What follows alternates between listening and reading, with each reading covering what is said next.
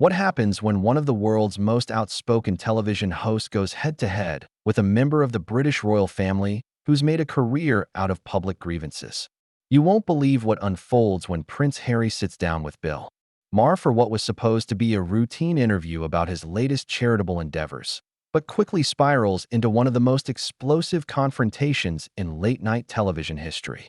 Before we get into this incredible story, make sure you hit that subscribe button and drop a comment below because you're not going to believe what unfolds. The tension was palpable from the moment Prince Harry walked onto the real-time with Bill Maher's set.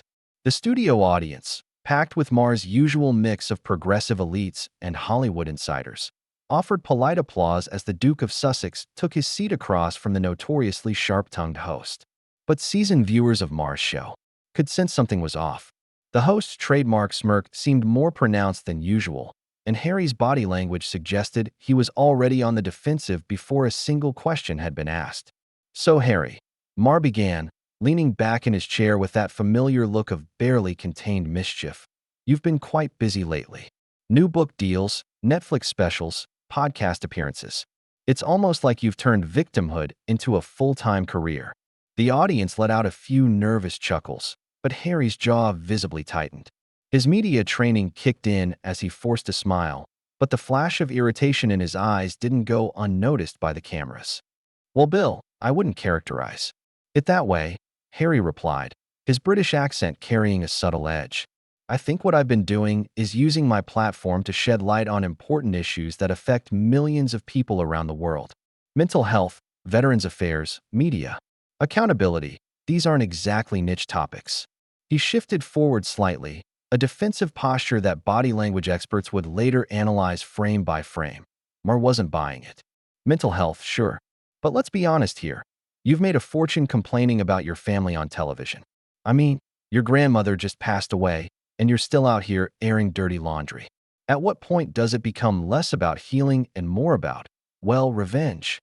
The question hung in the air like a live grenade, and you could practically hear the collective intake of breath from the studio audience. The prince's composure began to crack. "That's incredibly unfair, Bill. Everything I've shared has been in service of helping others who've gone through similar struggles. When you're trapped in a system that prioritizes institution over individual well-being, speaking out becomes a moral imperative." His voice was rising slightly, the careful modulation of his media-trained responses giving way to genuine emotion. "Trapped?" Maher shot back, his eyebrows arching dramatically. "You were literally born into one of the most privileged positions on the planet. You had servants, castles, protection from the British taxpayers, and the best education money could buy. And now you're sitting in a Montecito mansion worth millions, married to a Hollywood actress, with lucrative deals with streaming platforms. If that's trapped, then sign me up for some of that imprisonment." The studio audience was growing restless, some murmuring approval at Maher's bluntness, while others seemed uncomfortable with the direction the interview was taking. Harry's face was flushing red, a stark contrast to his usual composed public persona. "You're oversimplifying a complex situation," he said through gritted teeth. "Money and privilege don't shield you from psychological abuse, from racist attacks on your wife, from watching your mother be hounded to death by the same media machine that continues to target your family." "Oh, here we go with the race card," Maher interrupted, waving his hand dismissively. "Look, I'm not saying your wife didn't face challenges, but let's not pretend she didn't know exactly what she was signing up for when she married into the most famous family in the world. And comparing tabloid coverage to your mother's situation? That's not just unfair, it's manipulative." The atmosphere in the studio had shifted dramatically. What started as typical Maher provocative banter had evolved into something far more personal and hostile. Harry was leaning forward now, his hands clenched on the armrests of his chair. "You have no idea what you're talking about," he said, his voice low but filled with barely contained rage. "You sit here in your comfortable studio, making jokes about situations you've never experienced, people you've never met, and you think that gives you the right to judge? Actually, it does," Maher fired back without missing a beat. "That's literally what I'm paid to do. And what I see is someone who had every advantage in life, who walked away from responsibility, and who now makes millions playing the victim card while lecturing the rest of us about our privilege. The irony is so thick you could cut it with a knife." The cameras captured every micro-expression as Harry's face cycled through emotions: anger, frustration, and something that looked dangerously close to rage. His media handlers, visible in the wings, were making subtle gestures, clearly trying to signal him to dial back the intensity. But the prince was beyond their influence now, caught up in a moment that would define how the public viewed him for years to come. You want to talk about responsibility. Harry's voice was rising now, his accent becoming more pronounced as his emotional control slipped. I served my country for 10 years. I've dedicated my life to helping veterans, supporting mental health initiatives, and fighting for causes that actually matter. What have you done besides sit behind a desk and tear down people who are trying to make a difference? The audience was completely silent now, the usual laughter and applause replaced by an uncomfortable tension that seemed to fill every corner of the studio. Maher, to his credit, seemed to be enjoying the confrontation, his eyes lighting up with the kind of predatory glee that made him famous. I've been honest, he said simply. I've called out hypocrisy wherever I see it, regardless of titles or celebrity status. And right now, I'm looking at someone who claims to value privacy while doing tell-all interviews, who talks about mental health while publicly attacking his own family, and who lectures about media responsibility while cashing checks from the same entertainment industry he claims to despise. But just as the confrontation seemed to reach its peak, with Harry looking like he might actually stand up and walk off the set, Maher delivered what would prove to be the most devastating blow of the evening. You know what really gets me, Harry? Maher continued, his voice taking on that dangerously casual tone that regular viewers knew meant he was about to go for the jugular. You and your wife spent years complaining about how the royal family treated you, how they were racist, how they didn't support your mental health. But then your brother's wife gets cancer, and where are you? Still here in California, still doing interviews, still making it all about yourselves. The studio fell into a deathly silence. Even the camera operators seemed to freeze, sensing they were witnessing something that would be replayed and analyzed for months to come. Harry's face went through a series of transformations: shock, disbelief, and then a cold fury that made the previous tension look like a friendly disagreement. How dare you? Harry whispered, his voice barely audible, but carrying more menace than if he had shouted. How dare you bring Catherine into this? That's my family you're talking about, and there are things you don't understand, situations that are far more complicated than your simplistic worldview can comprehend. Oh, I understand perfectly, Maher shot back, clearly sensing blood in the water. I understand that when it comes to photo ops and Netflix deals, you're front and center. But when it comes to actual family crisis, when people are genuinely suffering, you're nowhere to be found. That tells me everything I need to know about your character. Harry was on his feet now, his chair rolling backward from the force of his movement. The security team stationed around the studio tensed, though. They remained at their posts. You have crossed a line, Harry said, his voice shaking with barely controlled rage. You want to attack me? Fine. You want to question my motives? Go ahead. But when you start dragging sick family members into your pathetic attempts at comedy, you've shown exactly what kind of person you really are. The audience was completely captivated now, some pulling out phones to record despite studio policies, others simply staring in open-mouthed shock at the breakdown of what was supposed to be a standard celebrity interview. Maher, however, seemed energized by Harry's reaction, leaning forward with predatory interest. What kind of person am I, Harry? I'm the kind of person who calls it like I see it. And what I see is someone who talks a big game about family values and loyalty, but only when it serves your narrative. Your grandmother dies, and you show up for the funeral with cameras documenting your every move. Your father gets cancer, and suddenly you're making surprise visits that just happen to coincide with major media coverage. But your sister-in-law, who by all accounts treated you well during your time in the royal family, goes through her health crisis, and you're silent. That's not family loyalty. That's opportunism. You know nothing about my relationship with my family, Harry snarled, pointing an accusatory finger at Maher. Nothing about the private conversations, the support we provide away from cameras, the real relationships that exist beyond your tabloid understanding of our lives. You sit here making judgments based on gossip and speculation, and you think that makes you some kind of truth teller? You're just another media parasite feeding off other people's pain. Media parasite, Maher laughed, but it was a harsh, unforgiving sound. That's rich coming from someone who's made millions selling family secrets to the highest bidder. At least I'm honest about what I do. I don't pretend to be some wounded humanitarian while cashing checks from the same system I claim to be fighting against. The confrontation had now moved beyond the normal boundaries of a heated interview into something approaching a personal vendetta. Harry was pacing slightly, his hands gesturing emphatically as he spoke, while Maher remained seated but leaning forward like a predator ready to pounce on any sign of weakness. You want to talk about honesty? Harry's voice was getting louder, his British reserve completely abandoned now. Let's talk about how you've built your entire career on tearing down people who can't fight back, on making jokes about situations you've never experienced, on reducing complex human experiences to punchlines for your audience's entertainment. That's not honest commentary. That's cowardice dressed up as courage. At least I don't hide behind titles and victim narratives, Maher countered, his own voice rising to match Harry's intensity. When I attack someone, I do it to their face. I don't write tell-all books after they're dead.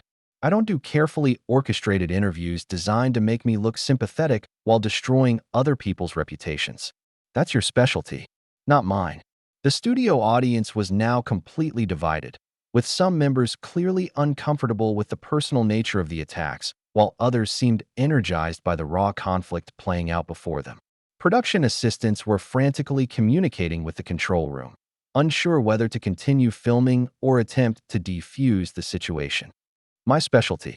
Harry was incredulous now, his voice cracking slightly with emotion.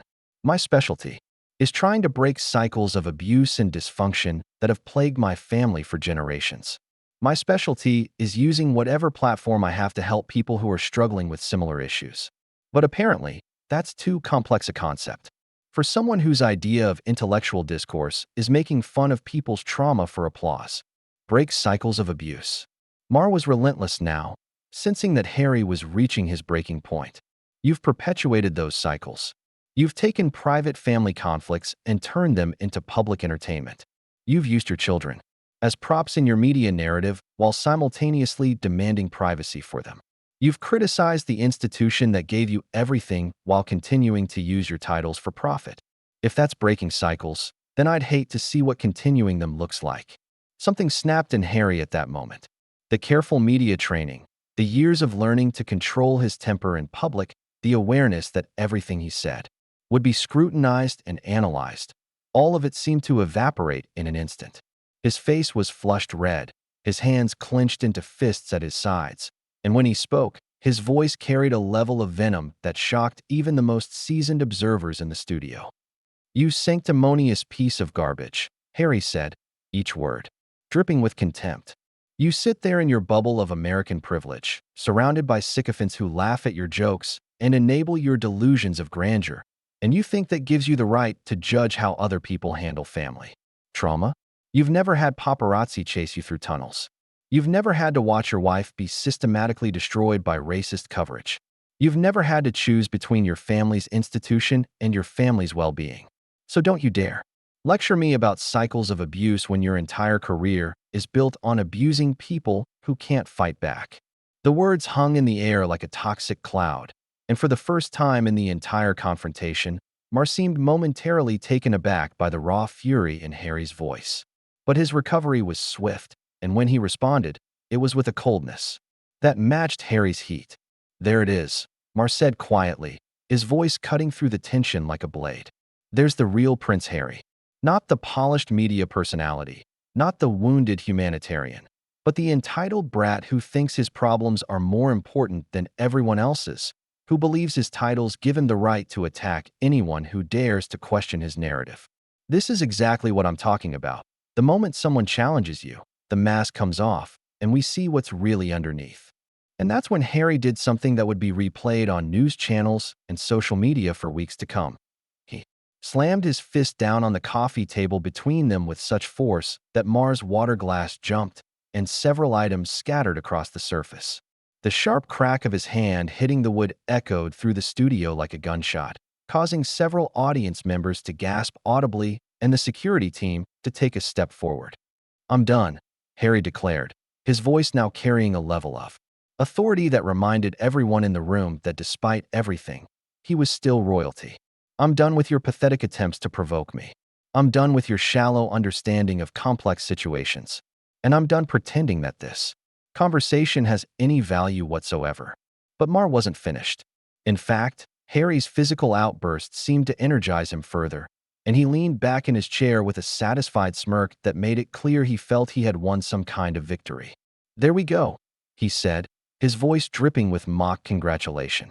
"Finally, some honest emotion. Though I have to say, the tantrum is a bit much for someone who claims to be working on his anger management." Anger management? Harry's laugh was bitter and completely devoid of humor. "You want to see anger management? Anger management is me not doing what every fiber of my being is telling me to do right now. Anger management is me sitting here listening to your ignorant drivel instead of walking out the moment you decided to attack my sick sister-in-law for cheap laughs." The studio was electric with tension now, every person present understanding they were witnessing something unprecedented. Camera operators were frantically adjusting their equipment to capture every angle, while production assistants were clearly receiving urgent instructions through their headsets. The audience sat in stunned silence, afraid to move or make a sound that might break the spell of this extraordinary confrontation. "Oh, please," Maher continued, seemingly oblivious to or unconcerned about the dangerous territory he was venturing into. "Don't act like you're taking the high road here. You came on this show knowing exactly what kind of questions I ask. You came here because you wanted the attention, the platform, the opportunity to play victim one more time for a sympathetic audience. Well, congratulations, you got exactly what you wanted." "What I wanted." Harry's voice was now barely controlled. "Fury. You think I wanted to sit here and listen to you reduce my family's struggles to comedy material? You think I wanted to watch you demonstrate exactly what's wrong with American media culture? You think I wanted to give you the satisfaction of proving that you can push anyone to their breaking point if you're cruel enough?" "Actually, yes," Maher replied with devastating simplicity. "I think that's exactly what you wanted. Because now you get to go back to your Netflix producers and your book publishers and your podcast sponsors and tell them about how the mean American talk show host attacked you. It's perfect victimhood material. You can dine out on this for months." That was the final straw. Harry took a step toward Maher's desk, his body language so aggressive that the security team immediately moved closer to the stage area. "You know what your problem is, Bill." Harry's voice was now dangerously quiet, the kind of controlled fury that was somehow more menacing than his earlier outbursts. "Your problem is that you've confused cynicism with intelligence, cruelty with honesty, and destruction with entertainment. You've built your entire career on the premise that nothing is sacred, that everyone is fair game, that human decency is just weakness to be exploited. And you've built yours on the premise that being born into privilege makes you a victim." Maher shot back, refusing to back down even as Harry loomed over him. "That abandoning responsibility makes you brave, that selling out your family makes you honest, and that cashing in on trauma makes you a humanitarian. So which one of us is really the fraud here?" The words hit Harry like physical blows, and for a moment, it seemed like he might actually lunge at Maher. The tension in the studio was so thick it was almost suffocating, with everyone holding their breath waiting to see what would happen next. But instead of attacking, Harry did something that caught everyone off guard. He laughed. It wasn't a pleasant laugh. It was the kind of laugh that comes from someone who has finally realized the futility of trying to reason with an unreasonable person, the kind of laugh that signals complete emotional exhaustion and surrender to the absurdity of a situation. "You know what, Bill?" Harry said, his voice now eerily calm after the storm of the previous few minutes. "You're absolutely right about one thing. I didn't know exactly what kind of questions you asked when I agreed to come on this show. I knew you would try to provoke me, to push my buttons, to turn my personal struggles into entertainment for your audience. And I came anyway, because I thought maybe, just maybe, there might be a chance for actual dialogue instead of performance art." He paused, looking around the studio with an expression of profound disappointment. "But what I didn't anticipate was how deeply your cynicism runs, how completely you've lost sight of the fact that the people you attack are actual human beings with real feelings and genuine struggles. You've become so addicted to the applause that comes from tearing people down that you've forgotten what it means to build anything up. Maher opened his mouth to respond, but Harry held up a hand to stop him. No, I'm talking now. You've had your turn to perform for your audience, to show them how clever and cutting you can be at someone else's expense. Now it's my turn to tell you exactly what I think of you and your little show. The studio was completely silent now, everyone sensing that Harry was building towards something significant. Even Maher seemed to recognize that the dynamic had shifted, that his usual tactics were no longer effective against this new version of his guest. You sit here night after night, surrounded by people who laugh at your jokes and applaud your provocations, and you think that makes you important, Harry continued, his voice gaining strength with each word. But the truth is, you're just another cog in the machine that turns human suffering into entertainment. You're not brave for attacking people who are already struggling. You're not honest for reducing complex situations to punchlines. You're just another media parasite who's convinced himself that destruction is a form of creation. And the saddest part, Harry said, his voice now carrying a note of genuine pity, is that you probably started out wanting to make a difference, to use your platform to highlight important issues and challenge powerful people. But somewhere along the way, you got addicted to the easy laughs that come from punching down instead of punching up. You got comfortable attacking victims instead of villains, because victims can't fight back as effectively. Maher's face was flushed now, his usual composure cracking under the sustained assault. You don't know anything about me or my motivations, he said, but his voice lacked its earlier conviction. I know enough, Harry replied. I know that you've spent the last hour trying to turn my family's struggles into material for your monologue. I know that you've attacked a woman battling cancer for the crime of not being publicly supportive enough of your narrative. I know that you've reduced years of genuine trauma and difficult decisions to simple greed and attention-seeking. And I know that you've done all of this while hiding behind the pretense of honest discourse. Harry turned to face the audience directly, his gaze sweeping across the stunned faces. This is what passes for journalism in America today. This is what happens when entertainment value becomes more important than truth, when getting a reaction becomes more important than getting the facts right. You're not watching a conversation right now. You're watching a performance designed to generate clicks and controversy, regardless of who gets hurt in the process. He turned back to Maher, who was now sitting in uncomfortable silence. So congratulations, Bill. You got your viral moment. You pushed a member of the British royal family to his breaking point on live television. You can add it to your highlight reel of times you've made people lose their composure for your audience's entertainment. I hope it was worth it. With that, Harry began removing his microphone, his movements deliberate and controlled despite the obvious anger still radiating from his posture. I'm done here, he announced to the studio at large. This was supposed to be a conversation about charitable work and social issues. Instead, it became a demonstration of everything that's wrong with celebrity culture and media exploitation. As he stood to leave, Maher made one final attempt to regain control of the situation. Running away when things get tough? That seems to be your specialty. Harry paused at the edge of the stage and turned back with a look of complete disdain. No, Bill.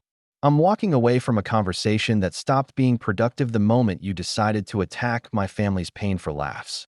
There's a difference between avoiding difficult conversations and refusing to participate in someone else's cruelty. But don't worry, Harry added with a cold smile.